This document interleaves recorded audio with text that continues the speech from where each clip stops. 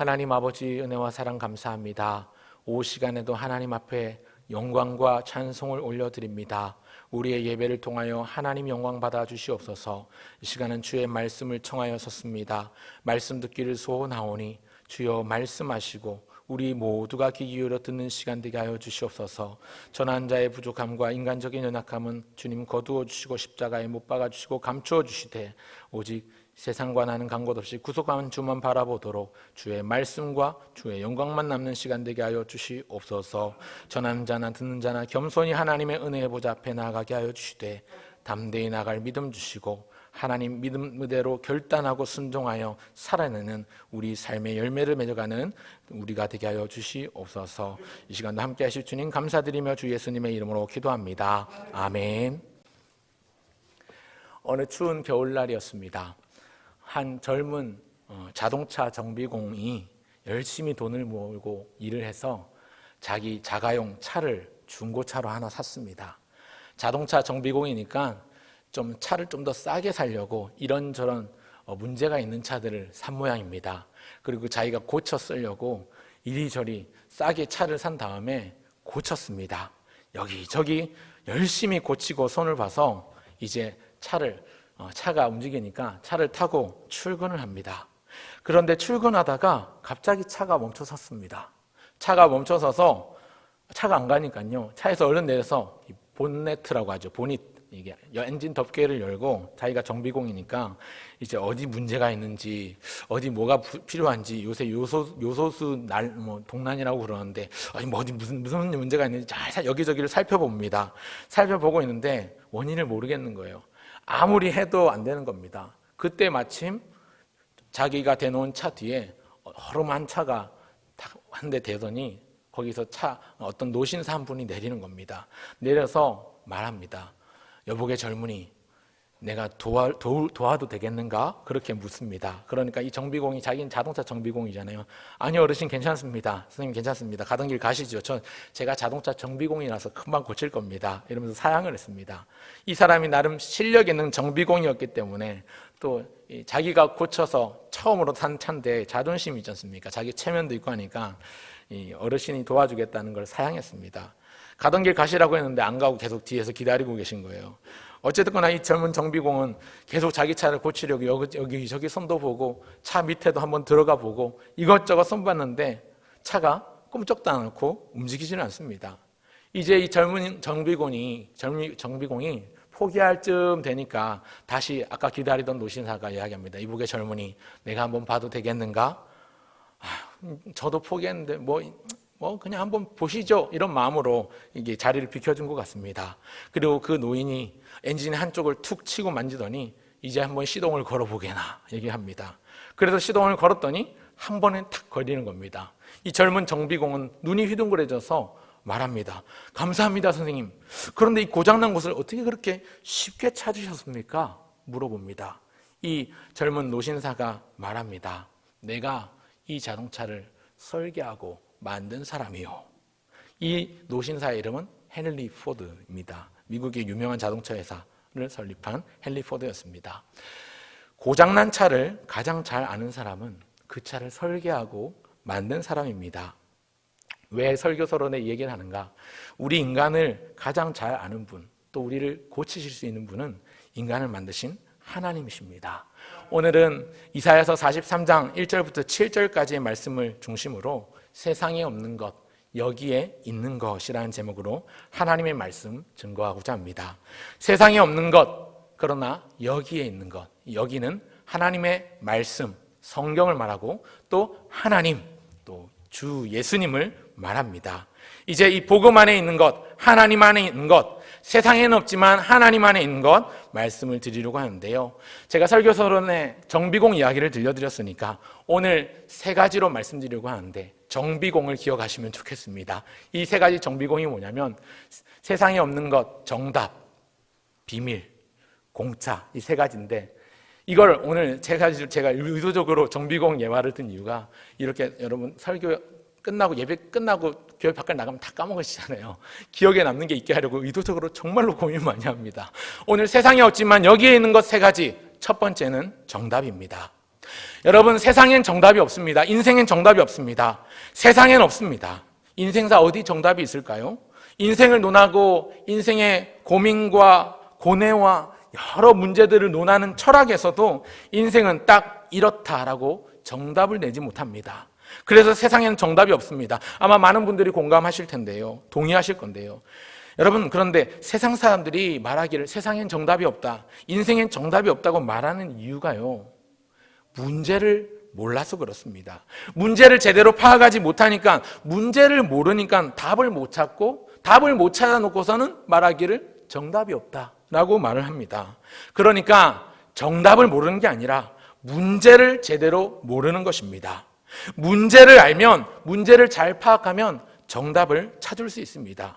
여러분, 우리 인생들이 겪는 문제는 무엇일까요? 우리가 살면서 부딪히는 문제, 우리가 살면서 부딪히는 어려움은 대부분 주로 먹고 사는 문제이지요. 잘 먹고 잘 살고 또 거기 하나 더 하면 잘 죽고, 이것이 우리 인생이 풀어야 될 문제입니다. 이 문제, 인생의 문제를 세상에서 찾으려고 하면 찾을 수가 없어요. 여러분, 우리 인생이 겪는 문제는 세상에서는 정답이 없습니다. 그러나 이 문제의 해답은 하나님 말씀 속에 있습니다. 하나님 말씀인 성경 안에 정답이 있습니다. 왜 그럴까요? 우리 인생의 문제를 알기 위해서는 말씀드린 것처럼 우리 인생을 창조하신 분께 물어보면 됩니다.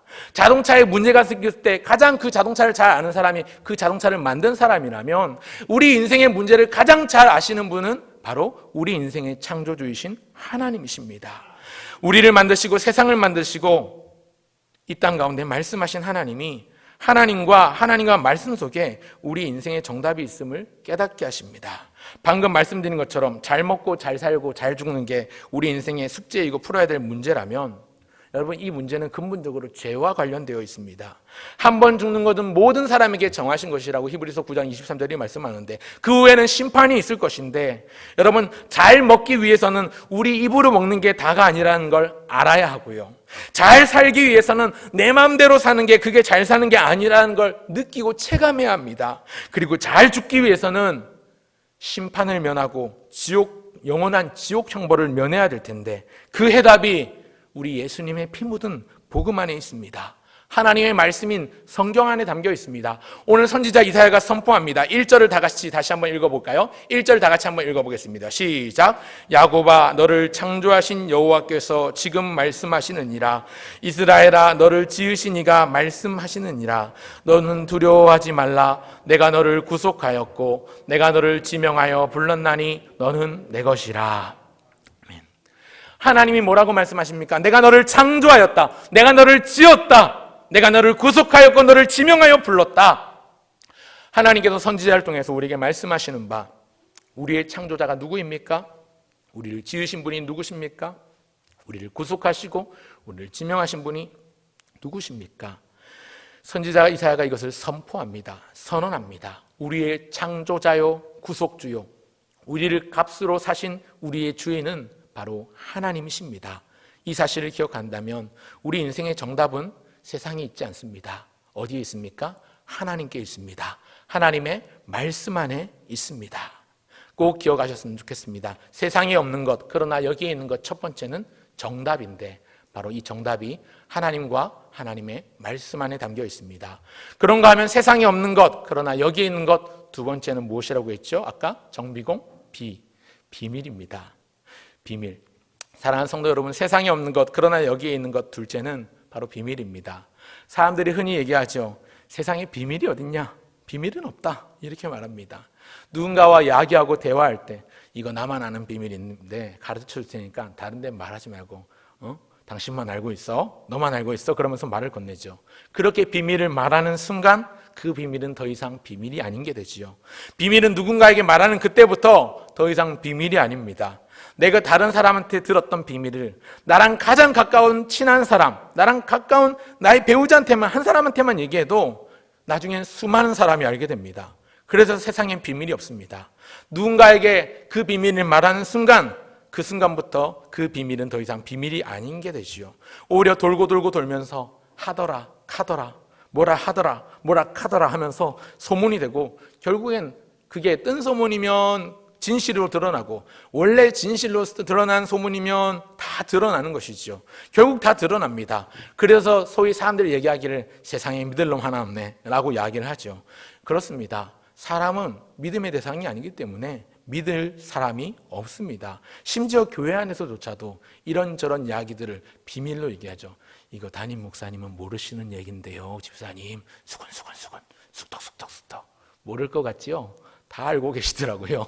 다 알고 계십니다. 교회 안에서 이런 저런 말들 돌면요, 다 모를 것 같아도 다 압니다. 그렇기 때문에 여러분, 다른 사람 앞에서 하지 못할 말은 그냥 꺼내지 않으시면 됩니다. 다른 사람, 제3자 앞에서 꺼내지 못할 얘기는 내가 가장 가까운 사람 앞에서도 꺼내면 안 되는 겁니다. 어쨌거나 중요한 건 세상에 비밀이 없다는 것인데요. 그런데 사랑하는 여러분, 성경 속에도 비밀이 있습니다. 근데 이 비밀은 그냥 비밀이 아니라 놀라운 비밀입니다. 하나님 안에 있는 비밀입니다. 이 비밀은 이미 드러났습니다. 여러분, 어떤 사실이 비밀이 드러나면 그 순간으로부터 더 이상 비밀이 아닙니다라고 방금 제가 이야기했는데요. 성경 속에 비밀이 담겨 있는데 이 비밀은 여전히 비밀입니다. 세상 가운데 드러났지만 여전히 비밀입니다. 왜 그런 줄 아십니까? 드러난 비밀이고 이미 나타난 비밀인데 그 비밀을 받아들이지 않는 사람들이 있기 때문에 그렇습니다. 그래서 소위 구원의 비밀이다, 복음의 비밀이다, 이런 이야기를 하는데, 신학적으로, 신학 용어로는 이 부분을 비유하기를 소위 열지 않은 보석 상자다, 혹은 계시된 비밀이다, 이렇게 말을 합니다. 하나님께서 우리 인간을 향한 놀라운 계획을 갖고 계시는데 이 계획을 말씀으로 기록해 주셨어요. 우리가 가진 성경입니다.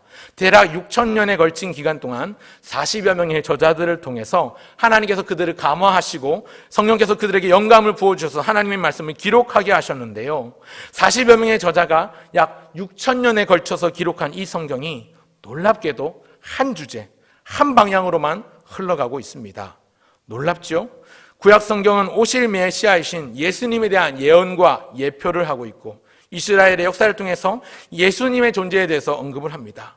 신약 성경은 오신 메시아이신 예수님의 생애에 대해서 기록하고 있고 그분의 섬김과 그분의 죽으심과 그분의 다시 사심과 그분의 약속이 담겨 있습니다. 우리가 방금 전에 읽은 이사야서는 1장부터 66장까지 이루어져 있는데 이것은 신구약 성경을 합친 66권과 그 장수가 일치합니다.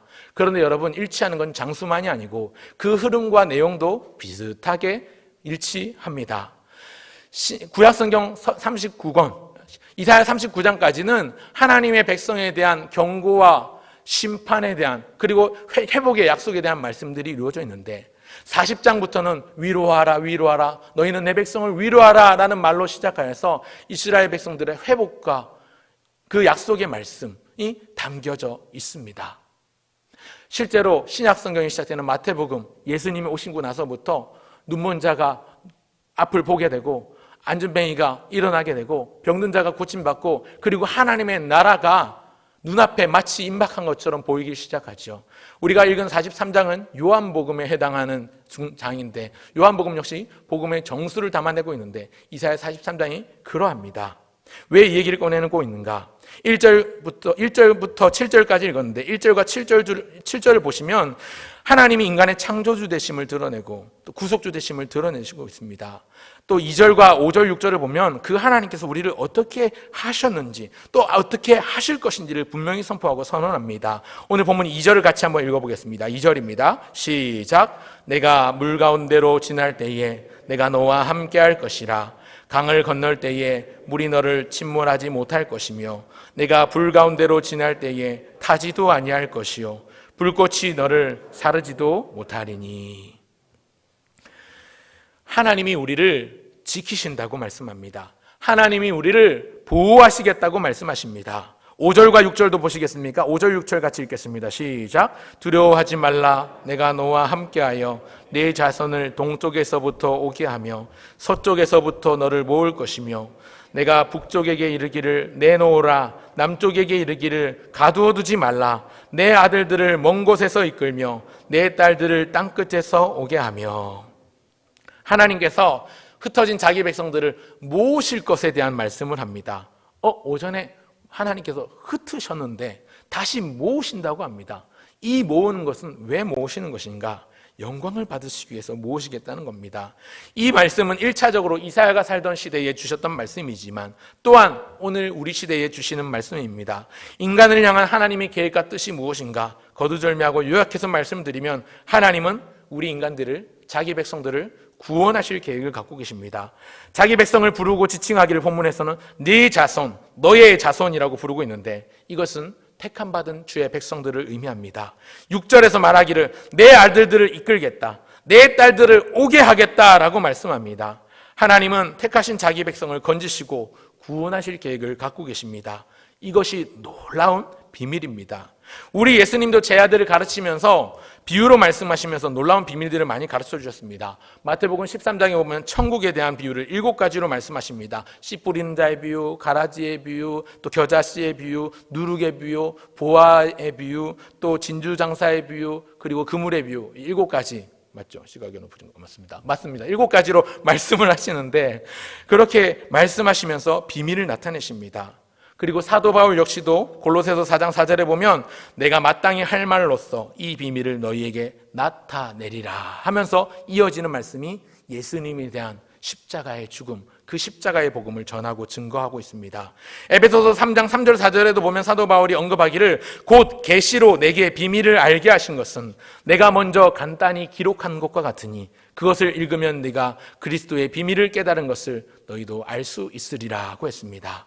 무슨 말이냐면 사도 바울이 전한 것은 예수님의 복음이었습니다. 근데 이걸 2글자로 비밀이라고 언급하고 있는 겁니다.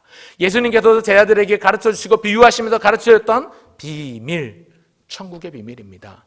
하나님께서 하나님 나라의 비밀을, 생명의 비밀을 이 성경으로 계시하고 나타내셨습니다. 그래서 여러분, 세상엔 비밀이 없다고 하지만 성경 안에, 복음 안에, 하나님의 말씀 안에 놀라운 비밀이 숨어 있습니다. 이것은 하나님 나라의 비밀입니다. 오늘 우리는 이 비밀을 매주 예배 때마다 듣고 읽고 믿고 있습니다. 이 비밀 주심을 인하여 감사하시는 저와 여러분 모두가 되시기를 간절히 바랍니다. 그런가 하면 세상에 없는 것, 그러나 여기에 있는 것. 2번째가 비밀이라고 말씀드렸는데 3번째는 아까 뭐라고 했죠? 정비공이었습니다. 공. 3번째는 공짜입니다. 공짜. 세상에는 없는 것, 공짜입니다. 여러분 실제로 그렇게 얘기하죠. 우리가 살다 보면 공짜로 거저 얻을 것이 하나도 없습니다. 시험을 준비하는 학생은 공부를 해야 공부한 만큼의 결과를 얻을 수도 있고, 운동선수는 자기가 열심히 땀 흘려 훈련한 만큼 연습을 하고 훈련을 해야 실력과 기량이 향상될 수도 있습니다. 농부는 열심히 땀 흘려 수고한 만큼의 땅의 소산을 얻을 수도 있고, 사업가도 열심히 마케팅하고 판촉 활동을 펼쳐야 열심히 일한 만큼의 이득을 얻을 수도 있습니다. 제가 수 있다라고 말하지 않고 수도 있다라고 말하는 것은 그렇게 열심히 해도 제대로 된 결과를 얻는 게 쉽지 않습니다.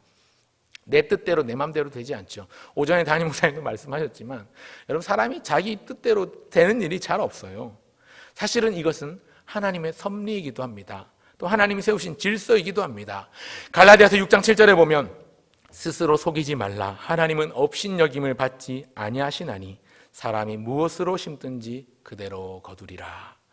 옛날 성경에 보니까 저는 항상 이게 성경 구절을 설교 준비를 하면서 성경 구절을 살펴보다 보면 옛날 개역 한글 성경으로 자꾸만 암송이 되어 있어가지고 헷갈리던데, 옛날 성경에 보니까 하나님은 만월의 여김을 받지 아니하시나니 사람이 무엇으로 심든지 그대로 거두리라 이렇게 되어 있습니다. 우리 속담에도 비슷한 말이 있죠. 콩 심은 데 콩 나고 팥 심은 데 팥 난다, 이런 말이 있습니다. 오전에 담임 목사님 설교하실 때 속담 언급을 하셨죠. 공든탑이 무너지라. 오늘 저도 오후에도 속담을 언급하게 되는데, 여러분, 그런데 이것이 하나님의 섭리와 또 하나님의 질서 가운데 있는 것들입니다. 그리고 이 질서는 하나님에 의해서 언제든지 바뀔 수도 있는 것이지요. 원래 세워져 있는 질서와 원리는 무엇입니까? 심은 대로 거두는 것입니다.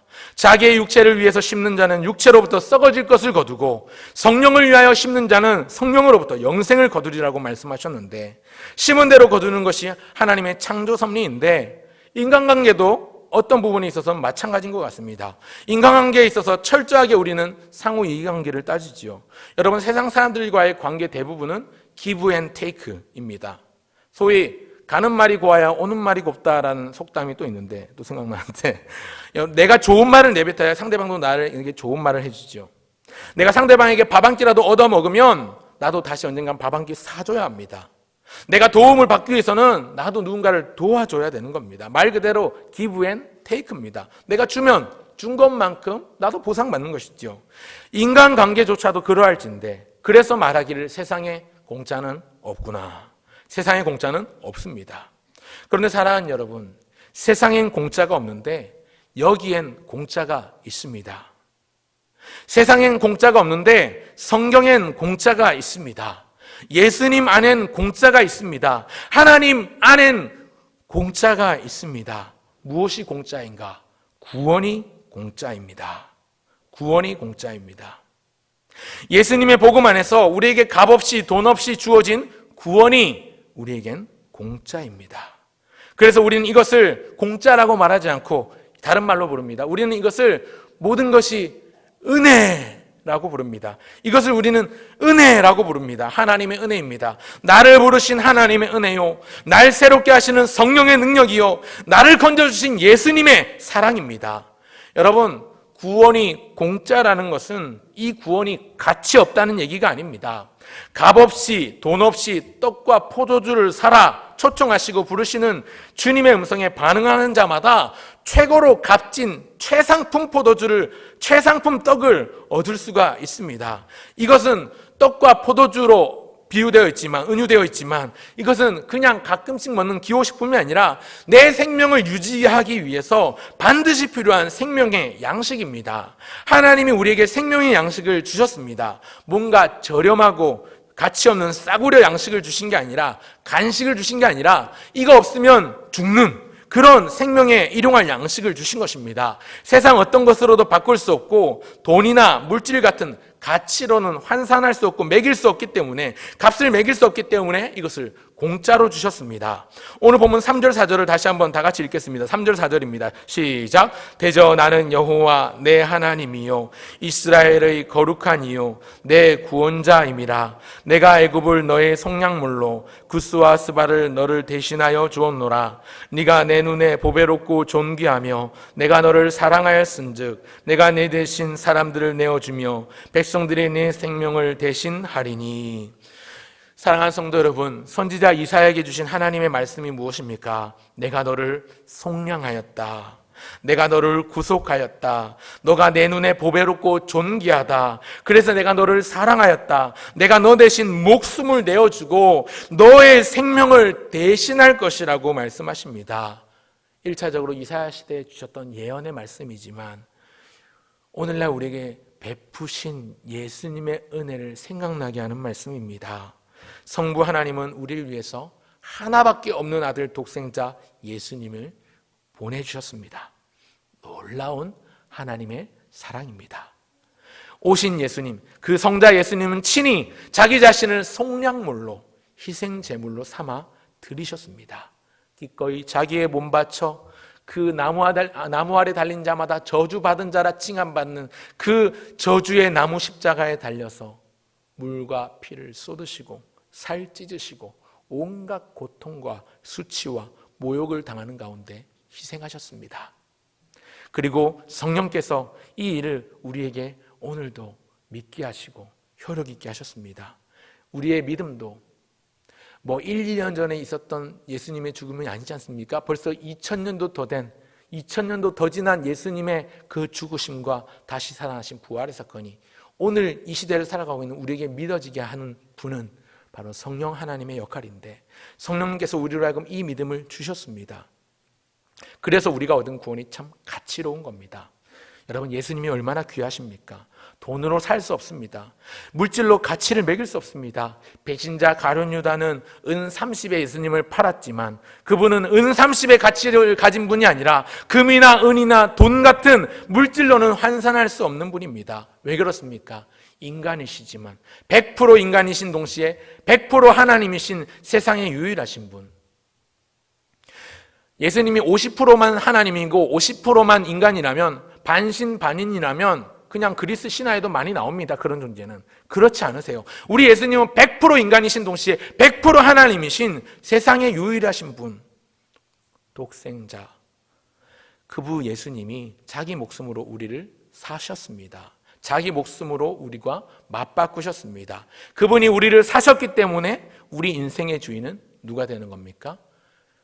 그분이 되는 겁니다. 하나님, 예수님이 우리의 주인이십니다. 그래서 우리는 예수님 앞에 주인 주자를 붙여서 주 예수님이라고 부르는 것이지요. 제가 이 볼펜을 하나 가지고 나왔습니다.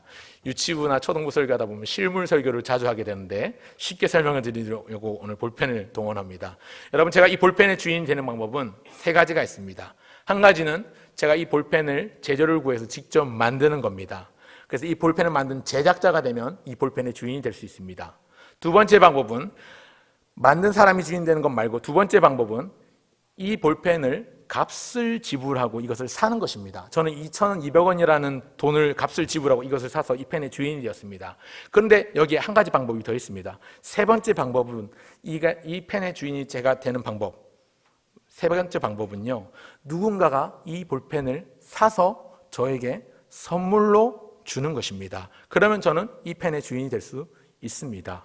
선물로 받았기 때문에 이 펜은 저는 공짜로 받았습니다. 저는 공짜로 얻었지만 그렇다고 이 펜의 가치가 없는 건 아닙니다. 이 펜은 여전히 2,200원이라는 가치가 있는 것이죠. 여러분, 우리도 공짜로 구원을 받았습니다. 그런데 공짜라고 이것이 가치가 없는 게 아니고요, 공짜라도 놀라운 가치를 가지고 있습니다. 왜 공짜인가? 선물로 받았기 때문입니다. 하나님의 은혜의 선물이기 때문에 그렇습니다. 에베소서 2장 8절에 보면 너희는 그 은혜에 의하여 믿음으로 말미암아 구원을 받았으니 이것은 너희에게서 난 것이 아니요 하나님의 선물이라. 사랑하는 성도 여러분, 우리의 구원은 하나님께서 베풀어 주신 은혜의 선물입니다. 구원이 우리에게 공짜로 주어졌다고 해서 이 구원이 가볍다거나 가치가 없다거나 그런 게 아니고요, 이 구원은 세상 무엇과도 바꿀 수 없는 놀라운 보배로운 가치를 지니고 있는데 이것이 우리에게 거저 주어졌습니다. 선물로 주셨기 때문에 그렇습니다. 하나님께서 자기 아들 독생자를 주셔서 바꾼 결과물입니다. 믿음으로 우리를 구원하셨는데 우리는 믿음으로 말미암아 이것을 구원받고 공짜로 얻었는데 우리가 가진 그 믿음도 하나님이 주시는 것입니다. 나는 믿었고 쟤는 안 믿었기 때문에 나는 구원받고 쟤는 못 구원받는다. 내가 무슨 행동을 해도 믿음 자체가 행위가 된 게 아니라 그 믿음을 주신 분도 하나님이시기 때문에 그 믿음을 통해서 누리는 구원의 축복도 하나님이 주신 것이고 그 축복의 결과로 누리는 하나님 나라의 유업과 영원한 생명과 영화로움도 우리가 하나님 나라에서 영원히 하나님의 이름을 영화롭게 하고 그를 찬송하게 될 것인데 천국에 가면 이러한 모든 것들도 다 하나님께서 우리에게 허락해 주신 것입니다. 이제 말씀을 맺고자 합니다. 여러분, 세상에 없는 세 가지 말씀드렸죠? 정답이 없습니다. 비밀이 없습니다. 공짜가 없습니다. 정비공의 예를 들었어요. 정비공이 없습니다. 여러분, 세상에는 우리를 고칠 정비공이 없어요. 그러나 성경 안에 이 모든 것이 다 있습니다. 인생의 정답이 여기에 있습니다. 놀라운 비밀이 여기에 있습니다. 구원의 비밀입니다. 우리에게 베푸신 영원한 생명의 구원이 공짜인데 이것이 여기에 담겨 있습니다. 세상에 없는 정답, 세상에 없는 비밀, 세상에 없는 이 공짜가 여기에 있는데 중요한 것은 우리가 이것을 얼마나 기뻐하고 얼마나 감사하고 있는가, 얼마나 그것을 누리고 있느냐 하는 것이고요. 여기에 더 나아가 세상에 없는 이것을 우리가 이 정답을, 이 비밀을, 이 공짜로 주어진 구원의 소식을 우리가 세상에 전달해 주어야 한다는 것입니다. 오늘 본문 7절을 보시겠습니다. 7절 읽고 말씀을 마무리하고자 합니다. 7절입니다. 같이 읽습니다. 시작. 내 이름으로 불려지는 모든 자 곧 내가 내 영광을 위하여 창조한 자를 오게 하라. 그를 내가 지었고 그를 내가 만들었느니라. 내 이름으로 불려지는 모든 자를 오게 하라고 합니다. 창조한 자를 오게 하라고 합니다. 여러분, 하나님께서 자기 백성들을 모으시겠다고 합니다. 왜 모으시는 걸까요? 무엇을 위하여 모으시는 걸까요? 오늘 본문에서 무엇을 위하여 창조하셨다고 말합니까? 하나님의 영광을 위하여. 이것이 인간의 창조 목적입니다. 이것이 하나님께서 인간을 지으신 목적이고 사람이 태어난 이유입니다. 여러분, 그렇기 때문에 모쪼록 세상에 없는 것, 이것을 세상에 깨닫게 해주고 세상에 전해주는 우리 모두가 되면 좋겠습니다. 그런 교회가 되면 좋겠습니다. 이 말씀 속에, 이 복음 안에 우리 주님 손에 인생의 정답이 있습니다. 이 말씀 안에, 이 복음 안에 우리 주님 손에 놀라운 구원의 비밀이 있습니다. 이 말씀 안에, 복음 안에, 우리 주님의 손에 영원한 하나님 나라의 유업을 공짜로 거저받을 수 있는 선물이 잘 포장되어 있습니다. 가깝게는 우리의 가족들, 우리 이웃들, 우리 주변들에게 복음을 전하시는 모두가 되시길 바라고요. 이제 위드 코로나 우리 단계적 일상회복의 단계로 들었습니다. 이제 오셔도 됩니다. 오십시오. 오셔서 이 놀라운 은혜, 세상에 없던 정답을 여기서 찾으시고요. 세상에 비밀이 없는 그 비밀을, 이 구원의 비밀을 누리시고요.